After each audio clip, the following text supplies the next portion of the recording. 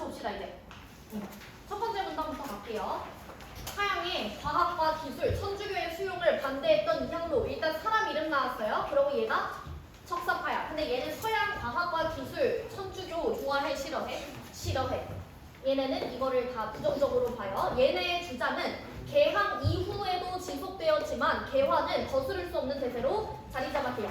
개물성무와 화민성소의 앞자를 딴 개화는 개항 이전에는 통치자의 통치 행위로서 변화하는 세상에 대한 지식 확장과 피통치자에 대한 교화를 의미했대. 지금 개화의 의미를 요거로 보라는 거죠. 얘네 둘을 동의어로 생각하라는 거죠. 됐어요?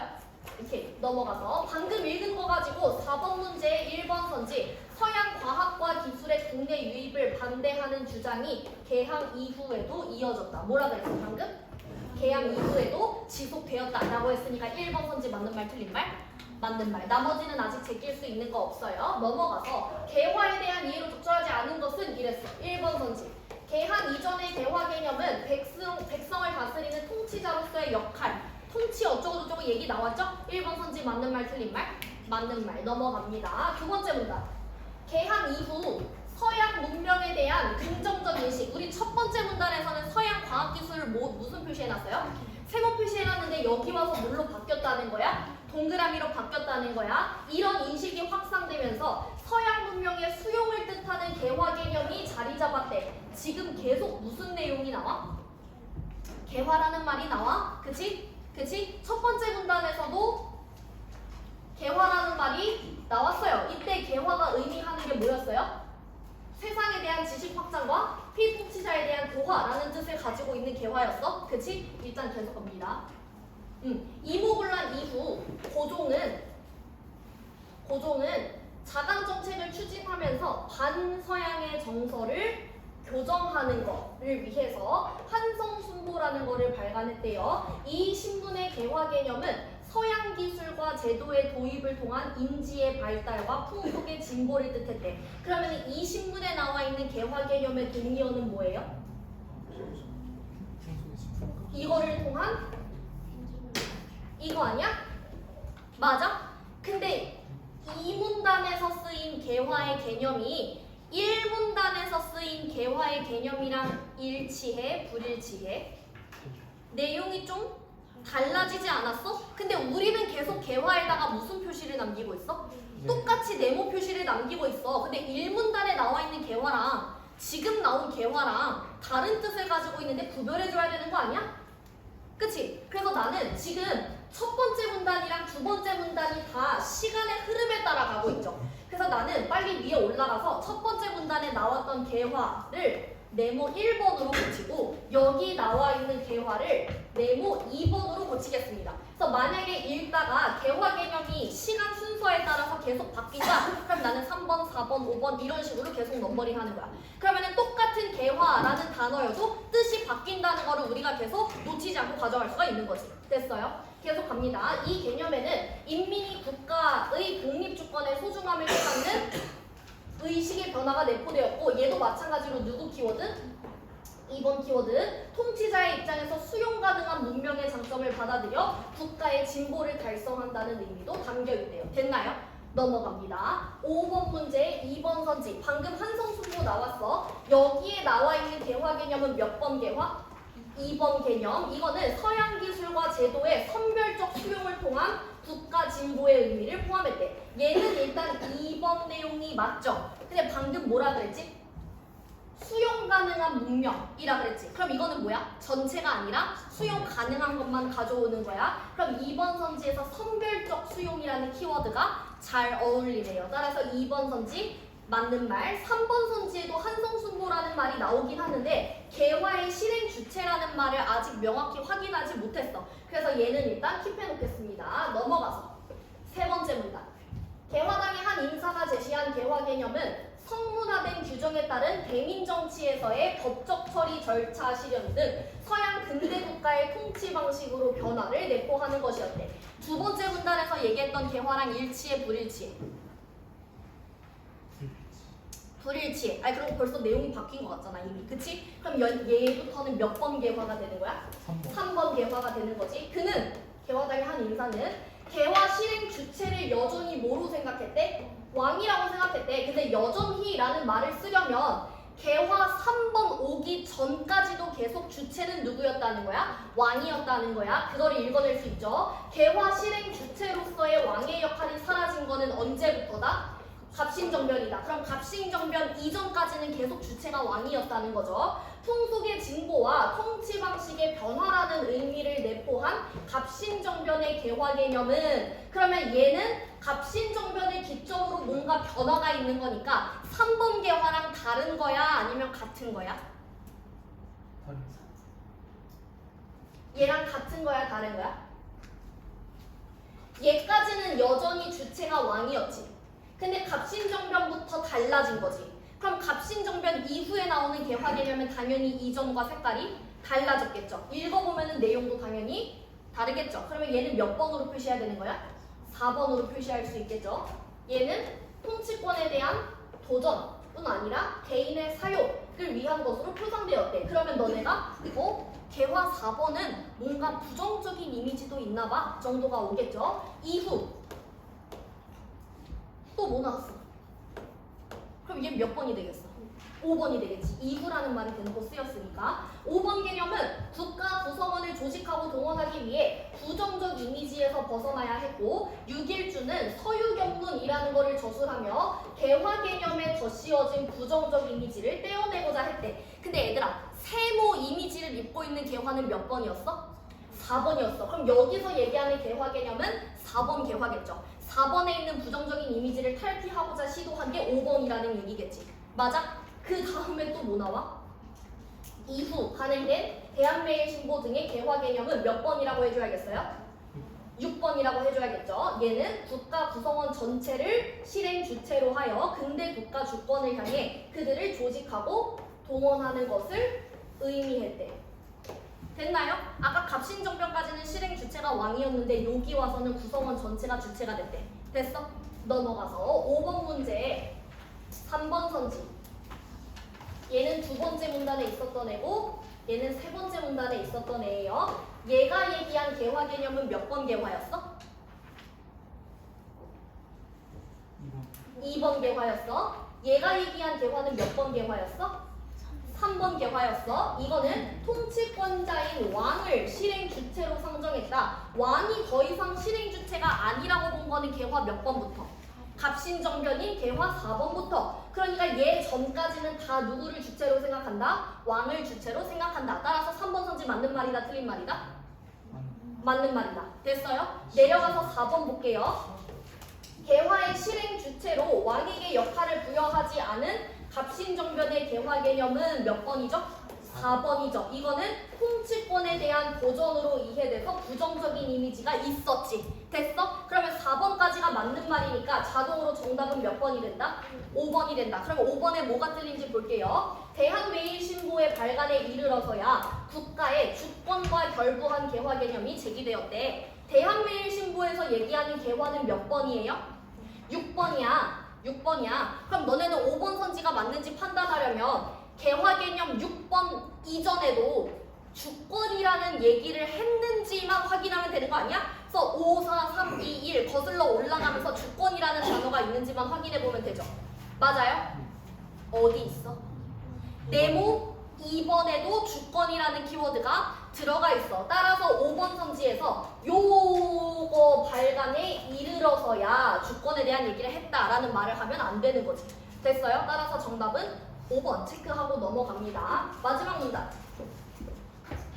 을사늑약 이후 개화 논의는 문명에 대한 본격적인 논의로 이어졌대. 대한자강의 주요 인사들은 서양 근대 문명을 수용해서 근대 국가를 건설하고자 앞서 문명화를 이룬 일본의 지도를 받아야 한다고 보았대요. 이들은 서양 근대 문명의 주체를 주체인식의 중거로 삼았기 때문에 민족 주체성을 간과했대. 이러한 상황에서 박은식이라는 사람은 근대 국가 건설과 새로운 주체 형성에 주목하여 문명에 대한 견해를 제시했대. 그리고 뒤에 읽어보면은 이 위에서 얘기했던 대한자강의 사람들은 되게 서양 근대 문화를 무조건적으로 추종하는 느낌이지. 근데 뒤에 내용을 읽어보면은 박은식은 무조건 근대 문화를 신봉하는 사람이야? 아니야. 그러면 얘는 동그라미랑 입장이 유사한 사람이야, 상반되는 사람이야? 상반되는 사람이야. 따라서 받은 식부터를 진한 세모 표시하면서 갑니다.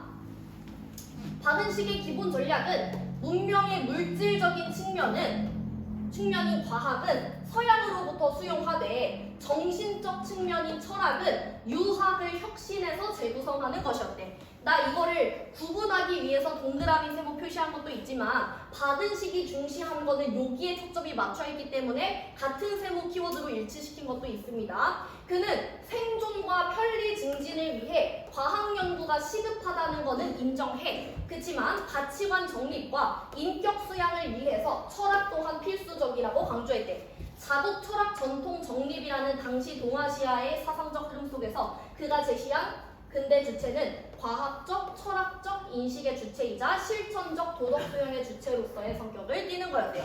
됐나요? 그러면은 세모학자는 동그라미뿐만 아니라 세모까지를 중시 여기는 이런 느낌이 들죠? 넘어가서 7번 문제에 기억이 뭐였어? 누구 입장이었어? 받은식 입장이었어. 그럼 우리는 기억에 대해서 받은식 입장이 아닌 것만 먼저 걸러야 될 것 같아요. 1번 기억은 인격의 수양을 동반하는 근대 주체의 정립에 동의하는 입장이다. 맞는 말이야? 틀린 말이야? 인격의 수양이라는 말이 방금 나왔어? 안 나왔어? 어디 있어? 인격 수양인데 철학적 여기도 있고 얘도 비슷한 말이고. 됐어요? 그러면은 1번 선지는 무난하게 기억에 대해서 맞는 말이다 라고 체크할 수 있겠죠. 내려가서 2번 볼게요. 주체인식의 준거가 서양 근대 문명 주체라는 인식은 얘네 입장이야? 얘의 입장이야? 얘의 입장이야. 맞아? 근데 그거에 뭐 한대? 반대한대. 따라서 2번도 맞는 말이다 틀린 말이다? 맞는 말이다. 됐어요? 3번 생존과 편리 증진을 위한 과학 연구의 시급성을 인정하기는 했지. 맞아? 근데 부인이라 그랬으니까 얘는 쉽게 제껴집니다. 아이고, 맞아요? 4번 볼게요. 기억은 앞서 근대 문명을 이룬 국가를 추종하는 태도가 누구였어? 얘네 완전 신봉하는 애들. 근데 이거를 뭐 한대? 비판한대. 맞아? 맞는 말 틀린 말? 맞는 말. 마지막 5번. 과학과 철학이 문명의 두 축을 이루는 학문이라는 견해에 동의한다. 얘 뭐랑 뭐에 대해서만 얘기했어요? 과학이랑 철학으로만 이분법적으로 나눠서 얘기했죠. 따라서 얘까지 맞다고 볼 수 있을 것 같아. 정답이 될 수 있는 거는 뭐 아니면 뭐? 개 맞네. 1, 2, 4, 5 중에 하나. 제껴지는 게 3번밖에 없다.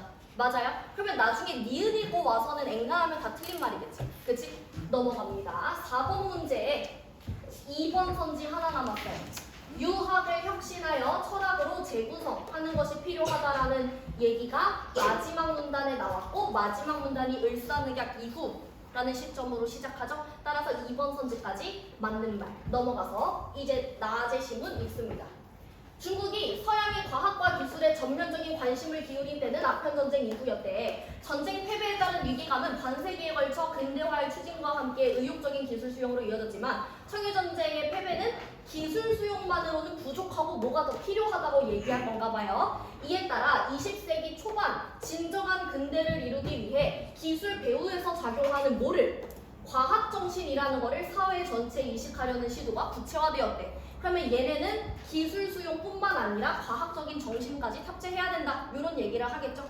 넘어가서 4번 문제 3번 선지 기술 수용의 차원을 넘어서 뭐까지 필요하다? 과학 정신까지 필요하다. 따라서 3번 선지 넘어갑니다. 두 번째 문단은 옌푸는 부각하고 경쟁에서 승리하려면 기술뿐 아니라 정신적 자질까지 뒷받침되어야 한다고 보았대요. 근데 정신적 자질 중에서 가장 중요한 게 뭐다?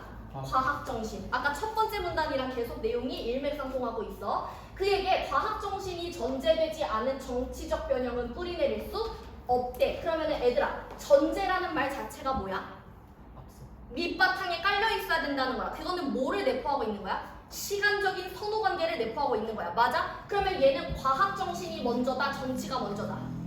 얘가 먼저여야지 정치적인 변혁이 가능하다라는 얘기를 하겠죠. 그는 인과실증의 방법에 근거한 근대 학문 전체를 과학이라고 파악하고 과학을 습득하여 정통 학문의 폐단에서 벗어나야 한다고 주장했대. 그의 입장은 1910년대 후반 천두슈한테. 그럼 천두슈는 누구랑 비슷한 사람이다? 옌프랑 비슷한 사람이다. 무슨 표시한다? 진한 동그라미 표시한다. 그러면 동그라미 학자들은 약간 과학무새. 맞아? 맞아? 뭐가 싫다? 전통적인 거 싫다. 서양을 약간 신봉하는 그런 느낌. 됐어요? 넘어가서 4번 문제. 4번 선지.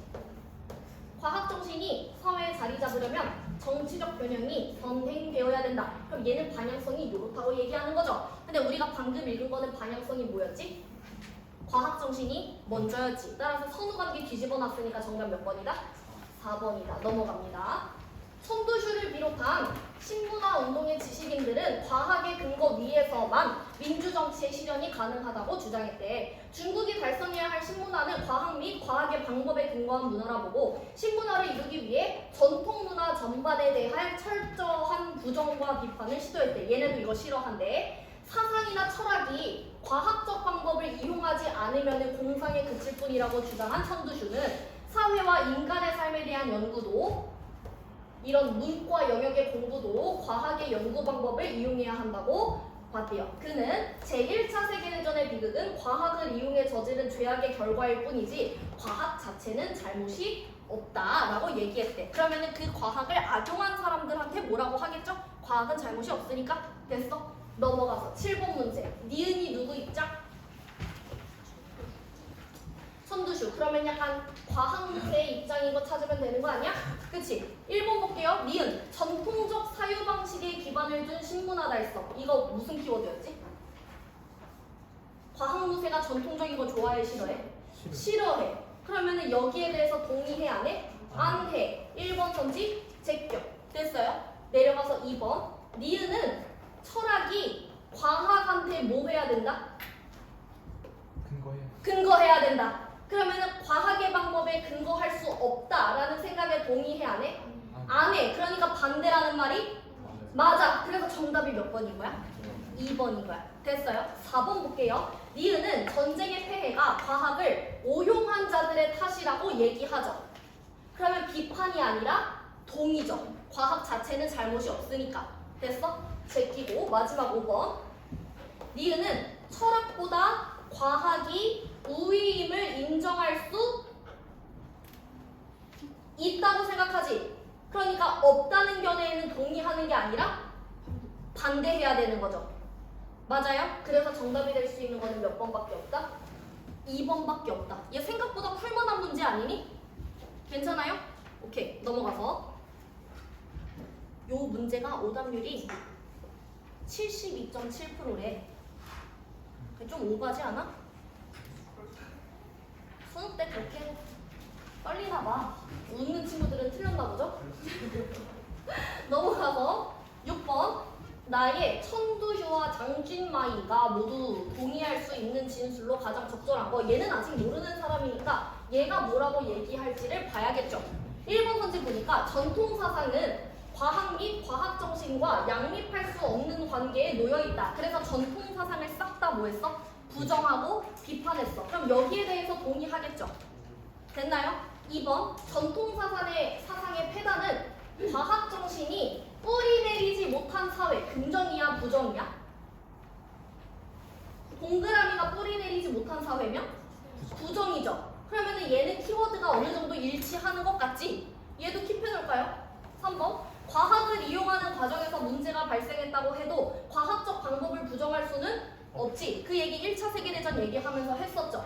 그리고 4번 선지랑 5번 선지도 사실 과학을 되게 긍정적으로 얘기하고 있기 때문에 천두슈가 크게 부정할 것 같지는 않아요. 근데 사실 방금 읽은 문단만으로 모든 선지가 완벽하게 근거가 다 찾아지지는 않아. 근데 봐봐라. 지금 발문이 두 사람의 입장을 비교하고 있는데 공통적으로 적절한 거 하나 고르는 거야. 그러면은 예측컨대 나중에 등장할 장진마이라는 애가 천두슈랑 입장이 비슷한 애겠어? 상반되는 애겠어?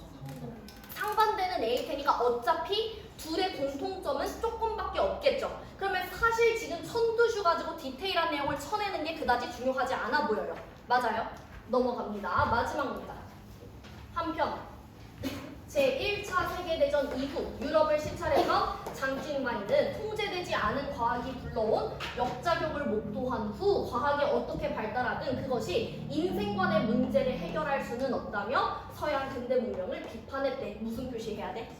세모 표시해야죠. 근대 과학 문명에서 초래된 사상적 위기가 주체의 책임 부재에서 비롯된 것이라는 주장에 동의했던 그는 과학적 방법 자체를 부정한 거는 아니야. 근데 인생관의 문제에는 과학적 방법을 적용시킬 수 있다 없다? 없다. 근데 아까 천두슈는 뭐라 그랬어? 철학에도 계속 과학적 방법을 써야 된다 그런 얘기 했잖아요. 그는 인생관을 과학과 별개로 파악했고 과학 만능주의 이거 누구죠? 옌프랑 천두슈 아니야? 걔네에 기초한 신문화 운동에 의해 부정된 중국 전통 가치관의 수호를 내세웠대. 그러면 얘는 이 키워드를 좋아한다는 거죠. 완전 반대 입장이네. 맞아. 넘어가서 6번 문제. 얘네 공통점이라고 할 수 있는 게 뭐밖에 없다? 과학적 문제 자체를 부정한 거는 아니다. 따라서 정답은 몇 번이다? 3번이다. 어려운 문제 아니었고 4번 문제의 5번 선지. 과학 문명에 대한 비판적 인식을 바탕으로 전통 가치관에 주목하는 견해가 누구였어요? 장준만이었죠. 됐어요? 따라서 정답 4번 확인 사살하고 우리는 마지막으로 보기 문제 하나. 됐어요? 옆에다가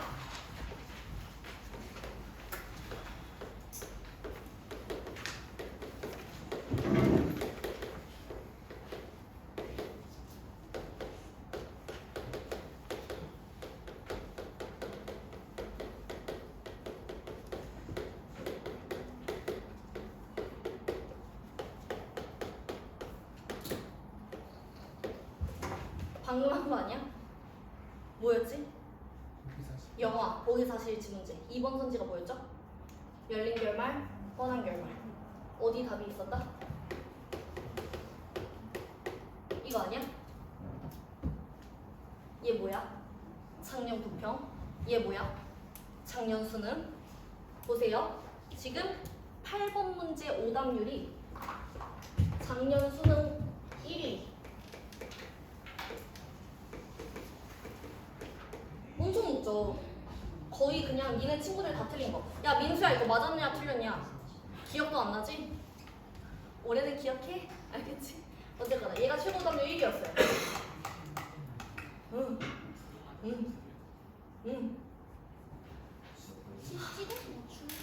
맞아요. 찍어서 맞출 확률이 20%인데 찍어서 맞추는 것보다 많이 틀린다는 거지. 얼마나 어이없는지 봐봐. 진짜 말도 안 되는 문제지. A마을은 가난했지만 전통문화와 공동체적 삶을 중시하며 이웃 마을들과 조화롭게 살아왔대. 오래전 정부는 마을에 뭐를 목표로? 경제 발전을 목표로 서양의 생산 기술을 도입하는 정책을 시행했는데 마을 사람들이 필요할 것 같긴 한데 뭐가 없어?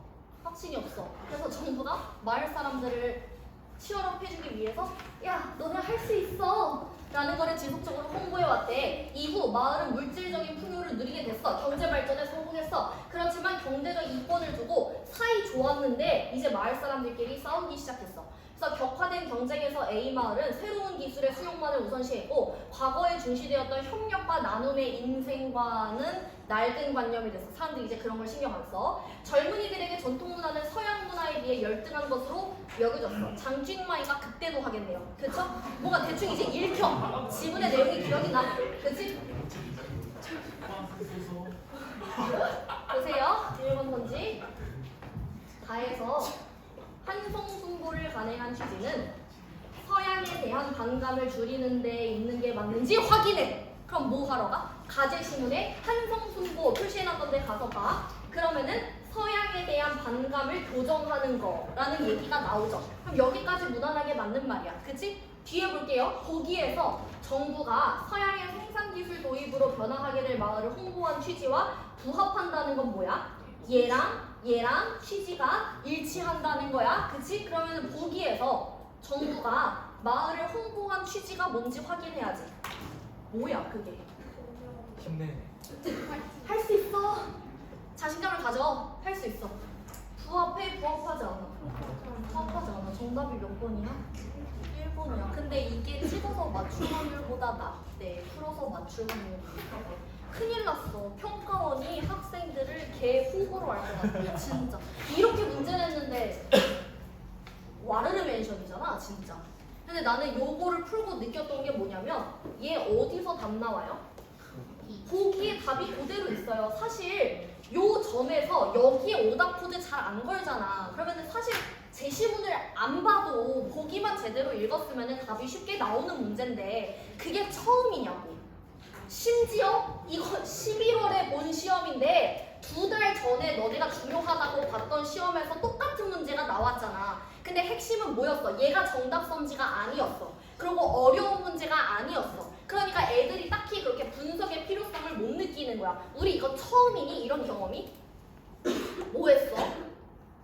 내가 옛날에 평가원 기출할 때 심리철학 지문 했었잖아. 근데 심리철학에서 정답은 5번인데 5번보다 3번 선지가 더 중요하다 얘들아. 이거 다른 거 변형해서 내면 문제 어려울 거야. 그랬는데 실제로 2024년 3월 교육청 모의고사에서 똑같은 오답 코드로 문제가 나왔고 그게 최고 오답 1순위에 있었잖아요. 지금 뭔가 뒤적뒤적거리면 기억이 날 것 같아? 그랬잖아. 어? 그래서 선생님이 계속 하던 얘기가 뭐예요? 조용히 해봐 이놈 새끼들아. 지금 그거 뒤져볼 적이 없어. 끝나고 나중에 복습할 때 봐. 너네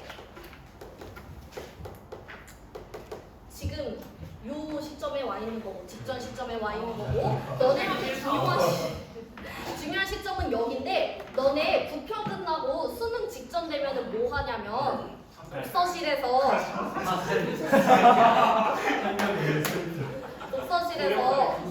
공부한다는 핑계로, 그러니까 수능을 잘 보겠다는 핑계로 유튜브에 들어가서 올해 수능이 어떤 식으로 나올지 예측하는 영상들이 알고리즘에 겁나 뜰 겁니다. 작년에도 그랬어.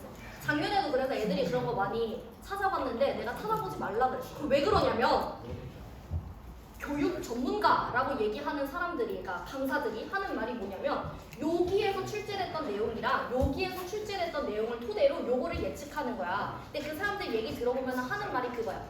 여기서 경제지문 안 나왔어요. 여기서 경제지문 안 나왔어요. 그러니까 수능에서 경제지문 나올 것 같아요. 요런 유의, 그러니까 극단적으로 얘기하면 요런 유의 예측이야. 근데 너네 나한테 그래도 6개월 정도 수업을 들었으니까 대답해봐. 조용히 해봐 이런 식이야. 야 민준아, 이번 수능에 경제지문 나온대. 네. 그럼 너 뭐 할 거야? 저요? 수업할 건데요? 누구한테 배운 거지? 포기한 거야 혹시 그거를? 그거요? 응. 팀이 도와주겠죠. 잘하면 가는 거고. 종교적이네. 수혜야, 올해 경제지문 나온대. 뭐 할 거야? 경제 기출 풀어볼 것 같아? 그럼 내가 물어보자. 경제 기출 대표적으로 브레톤 우즈 체제 있었어요. 오버슈팅 지문이 있었어요. 또 BIS 비율 물어보는 지문이 있었어요. 요 세 개 문제풀이법이 똑같던가요? 하나는 용어 정리고 하나는 비례 정리고 하나 또 용어 정리야. BIS도 용어 정리야. 공식이랑.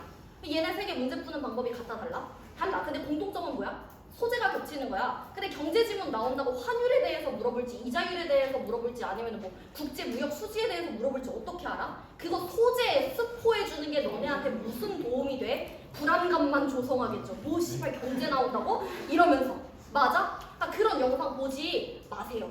보지 마세요. 강사가 해줘야 되는 게 뭐냐면 6월 모의고사에서 뭐 비문학 인문 지문에서 이런 식으로 오답 코드를 냈는데 그게 9월 모의고사에서 기술 지문인데 비문학에서 똑같은 오답 코드가 나왔고 그게 수능에서 문학 지문에서 똑같이 연계돼서 나올 수도 있는 거야. 그러니까 소재나 파트가 중요한 게 아니라 오답 성질을 어떻게 만들었냐가 중요한 거예요. 무슨 말인지 알겠어? 그게 연계 분석해주는 거 아니야? 너네한테 도움되는 거? 뭔 말인지 이해돼? 그럼 반대로 너네가 수능 전까지 혼자 공부할 때는 어떻게 공부해야 돼? 당연히 신세한타? 또 비관적이야. 당연히 고3 마더턴 기출 여러 번 풀겠죠. 내가 평가원 기출 여러 번 풀라고 말했지. 근데 지문의 내용이랑 문제 답을 외우는 게 아니라 그랬어? 뭐 하라 그랬어? 어디서 문제가 나왔는지 내가 너네 모의고사 해설해줄 때처럼 이거 무슨 기출이랑 비슷한데? 답 나오는 원리가 비슷한데? 시각화가 몇 년도 무슨 지문이랑 비슷한 것 같은데? 요거 찾으면서 공부하는 거야. 무슨 말인지 알겠지? 근데 그거 한두 번 풀 때는 절대 안 보여요. 그러니까 내가 평가원 기출 5번, 6번, 7번 풀라 그러잖아. 사설 모의고사 풀 시간에 차라리 평가원 기출을 여러 번 풀라고 하잖아. 그래서 만약에 평가원 기출을 진짜 여러 번 푼 친구들은 요렇게 해보세요. 작년 수능, 재작년 수능 계속 내려가서 얘네를 6월, 9월, 11월 비문학 무슨 지문 나왔는지 나열해놔. 그 다음에 얘랑 공통적인 부분이 뭔지 역으로 보는 거야.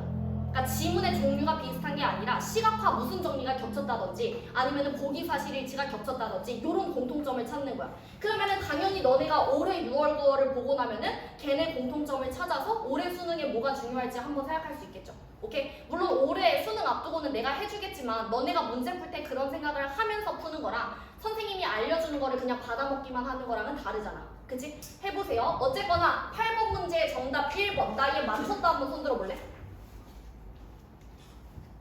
꽤나 많이 맞췄잖아. 우리 정답률이 20%보다는 더 되는 것 같은데? 그치? 좋아요. 1번 문제 다 체크해놓고 나머지가 왜 틀렸는지 볼게요. 2번. 가에서 개화당의 한 인사의 개화 개념에 내포된 개화의 지향점은 통치 방식의 변화와 관련되어 있다는 점에서 얘부터 팩트 체크할까? 개화당의 한 인사면은 몇 번째 문단 봐야 돼요? 가제신문의 내 기억상으로 세 번째 문단이었던 것 같아. 맞아요? 세 번째 문단에 얘가 얘기한 개화 개념은 몇 번 개화 개념이야? 2번. 야 이거 표시 다 해놨던 거 눈으로 보는 건데 거기에 내포된 개화의 지향점은 통치 방식의 변화도 3번 키워드가 맞아요? 네. 맞아요. 여기까지 맞아요. 거기에서 정부가 서양의 생산 기술을 도입하며 내세운 목표와는 다르겠고 얘네는 목표가 뭐였어? 경제였어. 근데 이거는 뭐야? 정치야. 일치야 불일치? 불일치. 따라서 2번 선지 맞는 말이다. 내려가서 3번 볼게요. 가에서 박은식은 과학과 구별되는 철학의 중요성을 강조했죠. 기억나죠? 그래서 세모 표시했죠. 보기에서 젊은이들의 자문화에 대한 인식 변화는 어떻게 변화했어? 싸가지 없게. 사대주의. 그 인식 변화는 가치관 정립을 위한 철학이 부재했기 때문에 부정적인 문제가 발생한 거다라고 보겠죠. 됐나요? 넘어가서 4번 선지. 나에서 옌푸는 동그라미 약자였어, 세모 약자였어? 동그라미 약자였어. 경쟁에서 승리하기 위한 조건으로 기술과 무슨 정신? 과학 정신을 강조했으므로 보기에서 마을이 기술의 수용만을 중시하면은 부족하다라고 얘기하겠죠? 당연히 맞는 말. 마지막. 나에서 장준마이는 과학적 방법의 한계를 지적했으므로 보기에서 마을이 과거에 중시했던 인생관이 더 이상 유효하지 않게 된 문제는 과학적 방법으로 해결할 수 있다 없다? 없다. 철학은 과학으로 안 된다라고 얘기한 게 세모학자였죠? 따라서 5번 선지까지가 다 맞는 말. 됐나요? 1번이 답인 거를 못 찾으면 밑에서 어떻게든 막 쥐어짜내서 틀릴 만한 구실을 찾겠지? 최근 뒷줄에서 계속 헷갈리는 문제는 정답을 1번에다 놔요. 애들이 왜냐면 1번 선지부터 맞다라는 디폴트 값으로 선지를 보기 때문에 1번의 답인 경우가 많아요. 1번도 의심하셔야 됩니다. 넘어가서 어휘 문제 정답 2번이고 뒤로 넘어가서 어려운 융합지문 끝났으니까 가볍게 기술로 마무리하겠습니다.